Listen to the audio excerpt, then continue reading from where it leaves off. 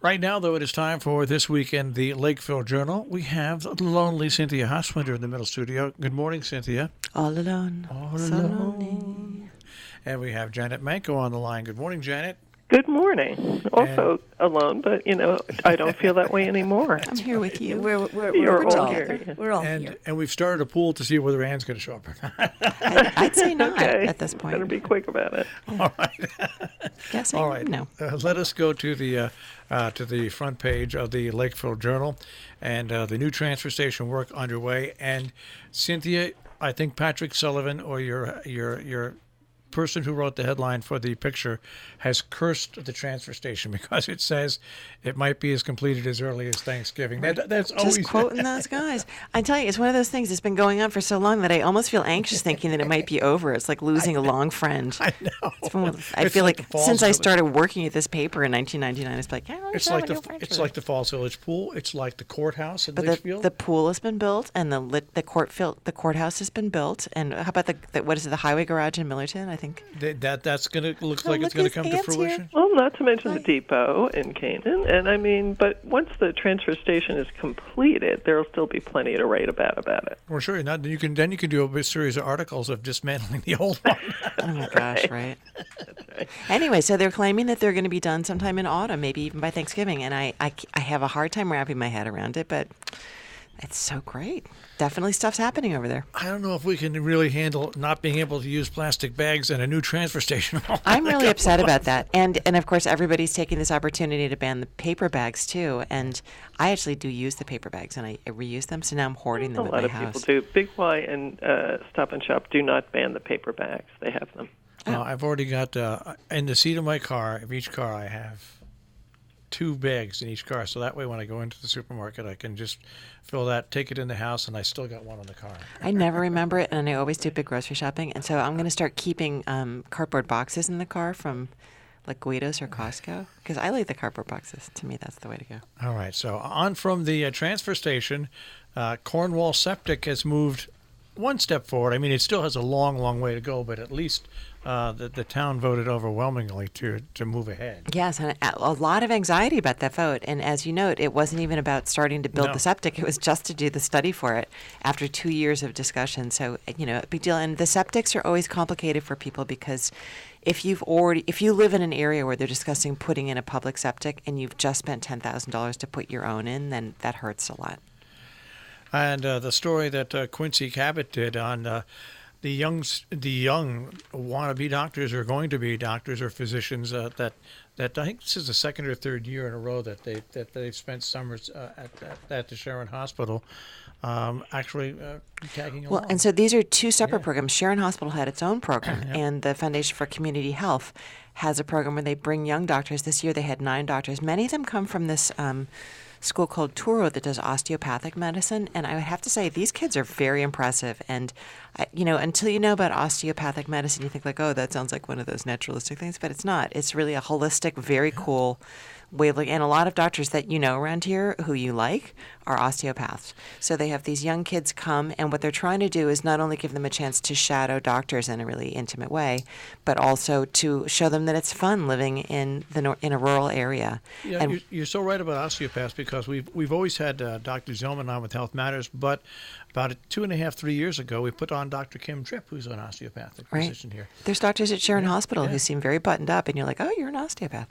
So, and we had, they went to Hudson River Healthcare in Amenia, which they now call HRH Care. They went to Sharon Hospital. They went to Noble Horizons. They went to Gear, which was extra hospitable to them. They were living in dorms at Hotchkiss, and they said the high point culturally of their trip was Beauty and the Beast at Sharon Playhouse. And some of them had never, even though these kids are from big cities, 2 of them had never been to a play before in a theater. And one of them said, he grew up in New Jersey, and he said, I've been to a lot of shows on Broadway. This was better. Well, they're doing some amazing things there. They're just doing some amazing things at the Playhouse. Yeah. All right, on from there, we were talking about, it seems every year someone dies in our area of a drowning, but lately we've had these motorcycle crashes that have claimed lives as well. I feel like it's true. Marshall and I were just talking about this. I feel like every year there's a motorcycle crash that's fatal and a swimming incident that's fatal. And especially sad in this motorcycle crash was a local person 51-year-old John Morey, coming around a fairly benign curve here in Sharon, just a little bit past the green. And, lost control, and he and his passenger were ejected. She survived, but he died. And then we'll have the story in next week, but it's up on our Facebook page and our website about another person coming up from the city. And people forget that waterfall is not a water park, and it's the same for Bulls Bridge and Kent. It's extremely dangerous. Those are very powerful falls. That's why they're power generators. And people are extremely cavalier, about standing right at the base of those falls, where, as we know, not only is it fast-moving, the rocks are slippery, but there's holes in the water that create undercurrents and eddies that can pull you down. And even in what look like the fairly placid, flat areas beneath the falls, that current is still extremely strong and pulling in multiple directions. And I've seen people out there with small children turn their back on their children from, 10 feet away from them, and I have to say, it's surprising to me there aren't more accidents and more fatals. Now, sooner or later, unfortunately, it will have to be fenced in, and that's that sooner or later that's what's going to happen, and which will ruin the beauty of the site, just because people just don't understand the power of water. They just don't. And to some degree, those falls are fenced in, and Bulls Bridge down in Kent, they had actually put a gate in front of it because so many people were coming up from the city, parking all over the sides of the road, picnicking, not taking their stuff with them. There's no public restroom there. So these, there are public beaches around here. People should definitely, it's expensive, and certainly if you have a car full of people, it can be a lot for a family, but, safer. All right, Mike Croft is exiting Region 1, going to a new job at Chippewa Valley School in Washington, Connecticut. Mike Croft, very young, very impressive, done a great job at Cornwall School, has a very interesting background. His wife is a teacher at the gunnery where they live, so he's taken a job closer to home at Chippewa, which is actually where he started his career. So new search on for a principal for Cornwall Consolidated. And a couple of pictures of true summertime events, and that is the Puff and a Chug, the Connecticut Antique Machinery, and then the North Canaan, the Canaan Firemen's Parade. Right, and we have more on that inside, but this is a newish show for the Connecticut Antique Machinery Association on Route 7 in Kent. It's their 6th year of doing a small machine show, and Lance Christensen, who just loves engines and motors, went and took some beautiful photos. This old window. Bernie Drew putting a new screen on his window. And, screens are surprisingly, as a DIY job, they're not as hard as you would think they are. Essentially, you just need to have the right screening and a really good staple gun. But still, it's often the sash of the window, if it's old and brittle. That's the problem. Well, what's great about this is it instantly brought back a memory. We used to have a big porch that overlooked a big drop into a pond, and it was screened in. And every year we had a dog. One was Inky, and then we had a black Labrador. And every year, the first of spring, when you'd open up the door, they'd run out onto the porch, and they'd see something, and poof, right through the screen. Yeah. And this just brought that back. It didn't matter what dog it was. First time they saw a rabbit or a deer or something, boom, right through the screen. Yeah, dog tour, DIY. Well, anyway, so that's what I love about stories like that. It brings back those your own memories. Yeah. I want to move into the inside on page A3. A passionate bibliophile brings 1,000 favorite books. I actually had not planned to read this book, but we got it in, and I loved it, and I'm dragging it around with me everywhere. It's James Mustick, really interesting guy, had written a newsletter on print, imagine, many years ago called A Common Reader.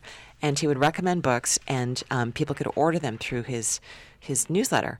And, of course, the Internet destroyed that. And he went on, it's a little bit like that movie, You've Got Mail. He went on to work for the big behemoth Barnes & Noble, but he wrote a book.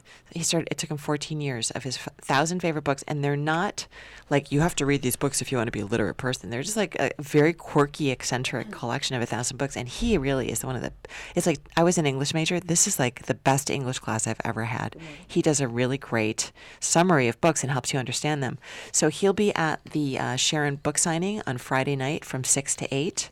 Which promises to be very interesting. Henry Kissinger will be there. James Mustick will be there. Lots of 30 total authors. And you can buy your tickets at the door. I'll be there, but I don't have a book. I have my mouth, unfortunately. New media. Rose Algren Art Show, once again, I think, how many years it's been going on? It's coming back August 9th. 60th year. Yeah. Ann Day and Alexander and I don't want you to come because we want to get there first and get all the great art. But there's going to be amazing stuff by some really, meaningful artists there. There's Duncan Hanna. There's going to be Philip Taff, Robert Andrew Parker, who's an Ann Day fan favorite. But a lot of great work, and it opens on Friday night, and Ann and I will be there. Now, you have two interesting stories back to back on A4. One of all is capturing the beauty of Norfolk in photography, but the other one is Dark Hollow and how on a hot day you nice really and cool can't, in yeah, there. because it's called Dark Hollow for a reason. Yeah, nice and ferny. There was a nice hike. It was led by the Salisbury Association, which is the organization that takes care of that property. People think of Dark Hollow often in spring because it's a big vernal passageway, so you have a lot of salamanders crossing through there. But it is not the Dark Entry Forest in Cornwall. It is the Dark Hollow in Salisbury off Old Asylum Road, and a very accessible path in there that you can hike. Not too hard a hike, but definitely nice and cool. It is creepy, though, in there. Yeah, it's very primitive. It's a whole different world, right? Yeah, years ago I went in there and I turned around because it was creepy. It was If you downright have little creepy. kids, it's a great place to pretend that you're a dinosaur. Okay. And then Bruce Frisch, who's just the amazingly talented photographer. He's like the Ann Day or Lance Christensen of his town. Just goes around and just takes pictures of stuff, and they're so much better than anything anybody else can shoot. And there's a show of work by Norfolk local artists is opening on Thursday night as a prelude to the weekend in Norfolk that's coming up. All right, Patrick Sullivan has a story on the zoning reg change in Salisbury. 2 steps forward, 1 step back. It's interesting when you read. So the Planning and Zoning Commission was ready to go forward with a regulation change that is it's called an affordable housing reg, but it's going to impact 2 properties in Lakeville that people are concerned about.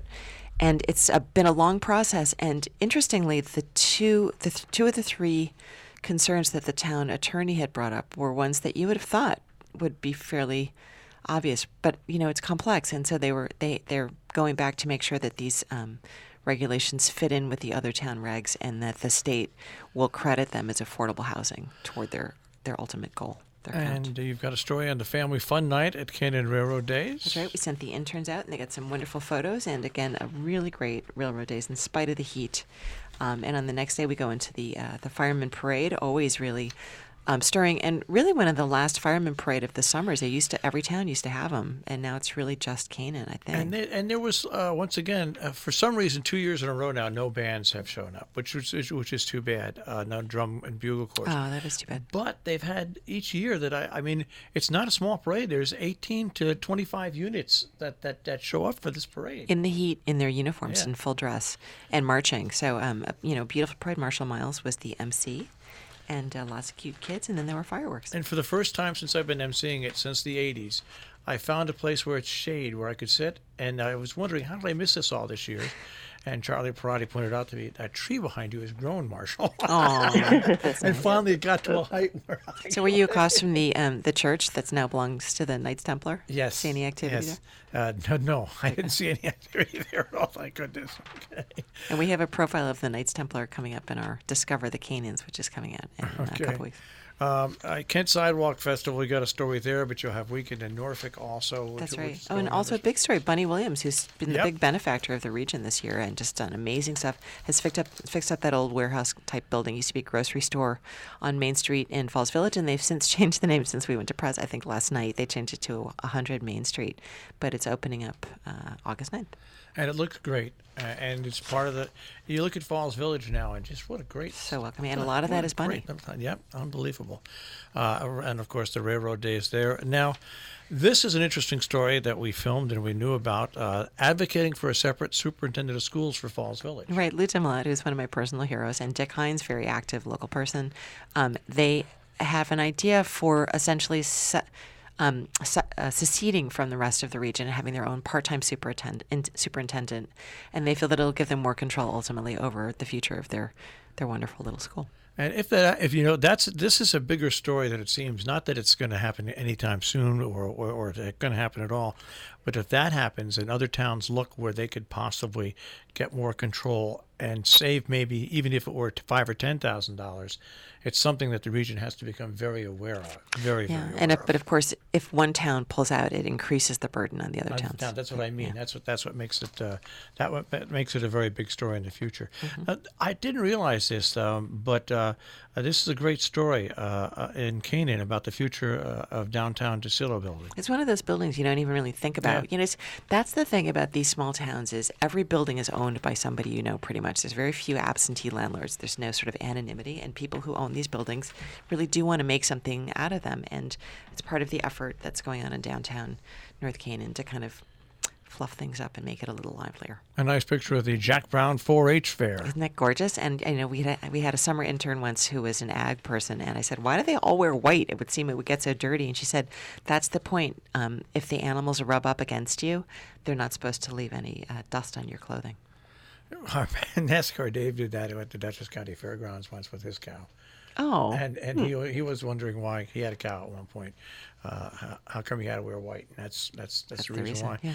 Hard to believe that Eric Vedden now has got 20 episodes on Falls Village. Right, and we've seen him not only grow in his competence as a filmmaker, but also the equipment has changed so much where he used to kind of go out, as Marshall used to do, with like a tripod and a big heavy camera on it and very unwieldy, and the quality of the images was very poor. And now he just does it on like this little tiny thing, fits in the palm of his hand. You might not even know that he's filming you. He's very, very quiet. I was just going to say, when we're going to broadcast Friday from the Hotchkiss Library, I used to go really unload a trunk of a car even up until last year. This year, I will have about a 4.5 to 5 pound tote bag that will enable us to do everything from there. Technology really is making it very easy for people to do some pretty incredible things. Yeah. It's great. On the sports page, a coach sees changing approaches to youth tennis. This is so interesting. So we had this bear come by our office. This is not a bear story. It's not a shaggy bear story. This bear comes by our office, and it took the garbage from our dumpster and dragged it across the street to our neighbor's place, which has, by the way, the best eggs I've ever had. And the daughter of the woman who raises the chickens there is named Vanessa Pereira. And we started chatting with her and said, "Well, I'm not usually here." And it turned out she's on the road 6 months out of the year. She's a coach manager for young competitive tennis players who are doing the circuit in advance of going potentially pro. So we interviewed her. Shane Stanfield, who's a big sports nut, went and talked to her about what it's like to travel with these kids. And in some ways, she helped create this as a job. Grew up on a property with Mats Solander, the famous tennis player, and uniquely is both a trained accountant and somebody who's very familiar with tennis. All right, and we mentioned things going on in the area. Hey, this weekend, the 19th Millbrook Horse Trials. Yes, that's a very big deal. It's a big deal for the whole country, and it's a beautiful show. If you've never gone to a horse trials, it's hot and it's dusty and it's subtle, but it's really interesting and quite lovely. And if you go on the day of the luncheon, everybody's there with their hats and their dresses and, gorgeously attired in a way that's stunning to me on a hot summer day. And I want to congratulate Mike Auerbach. He had a hole-in-one in Hotchkiss on Sunday at the 189-yard 8th hole, and I congratulate him because I got my hole-in-one at that hole many years ago, witnessed by none other than Doc Martin at the time. And when I put it in, he was jumping up and down, screaming. And he says, "Why aren't you so excited?" So I said, "Well, isn't that the purpose of the game, to get the ball in the hole?" Aww. Have you ever done it before or since, or was that your only one? No, I've never done it before, and I've never done it after. And I was lucky because Don Martin and I were the only ones on the course, so he's the only one I had to buy a drink for, and he doesn't drink alcohol, so I just got off with a soda. You did get lucky. That's like saying the only purpose of buying a lottery ticket is to win. I'm not excited. I promise you I will be excited when I win. All right, let's go on to the opinion page. Sure. I don't know if people are noticing this small change every so often, but we are changing the order of our editorial and viewpoint pages so we can get some really nice photos in color. And this week, Donna Drew, Bernie Drew's wife, got this amazing photo of butterflies at milkweed, so don't miss that.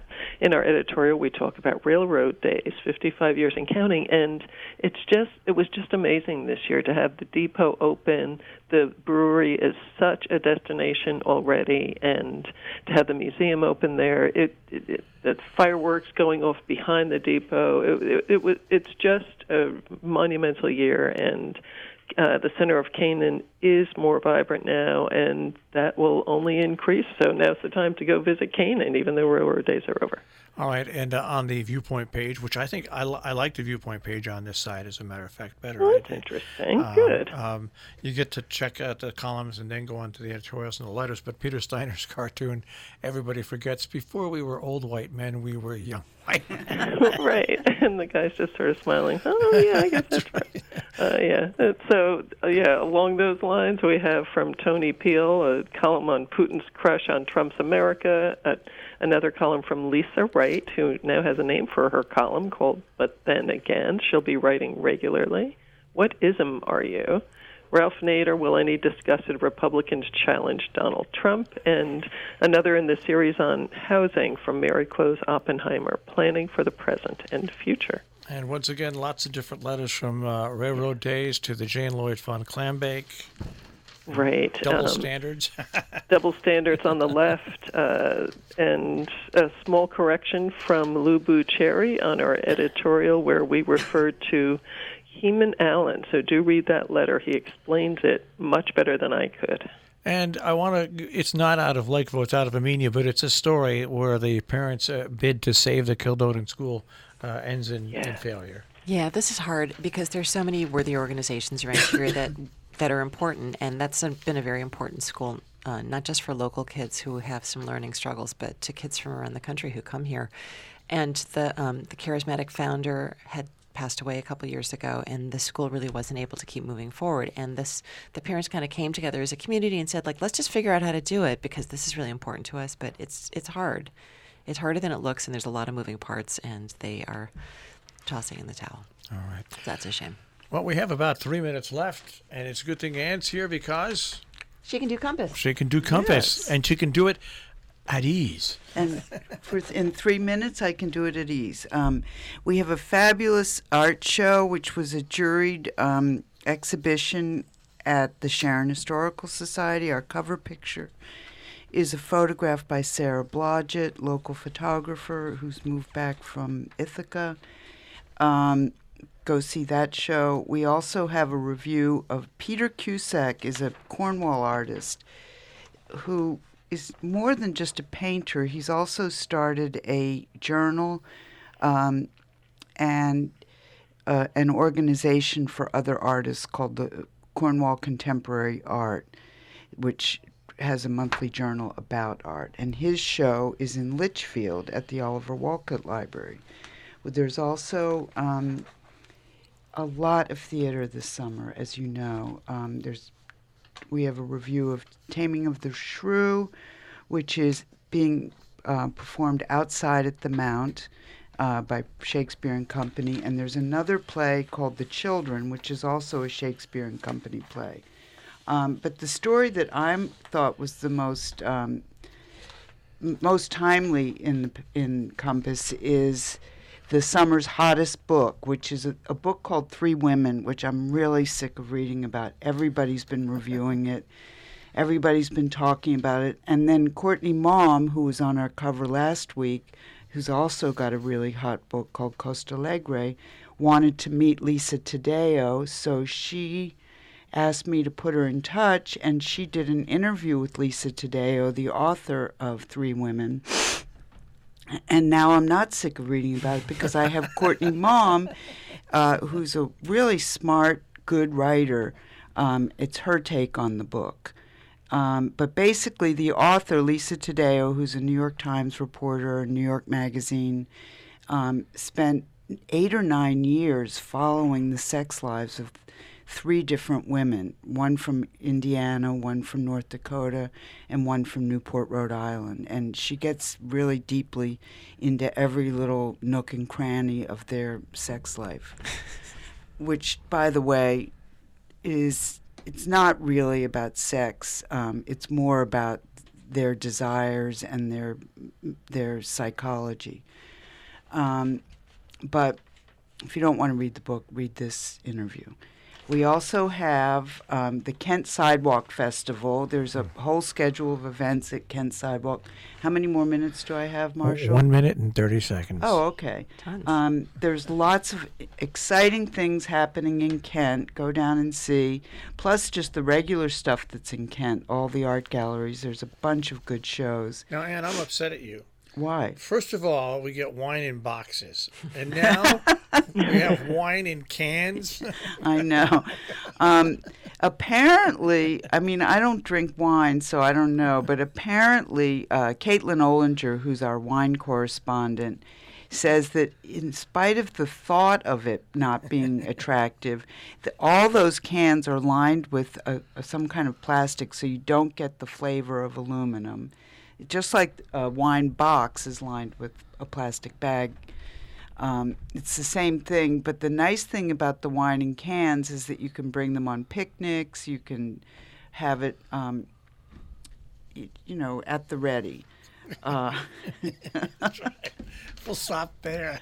Yeah, I think that's it. She likes it. She says it's good, and a lot of good vineyards are putting their wine in cans, so it's probably not a terrible idea. All right. Okay, and then we also have a story about sustainable shopping in Millerton. And our writer, Alicia Trimble, goes to each shop and talks about the eco choices you can make at all the shops in Millerton. And she told me something which I didn't know, which is that Tencel is a natural fiber, and it's environmentally friendly, and so if you see something that says Tencel, it's a good fabric to use. All right. That's it. And we have calendar with all of our local events, music, everything. All right. Well, Lakeville Journal, of course, online, tricornernews.com, and on Facebook, and home delivery and on the newsstands. We'll speak to you guys next week. Thank you so much. Thank you. Take care. That is This Week in the Lakeville Journal here on Robin Hood Radio. As we said, tricornernews.com.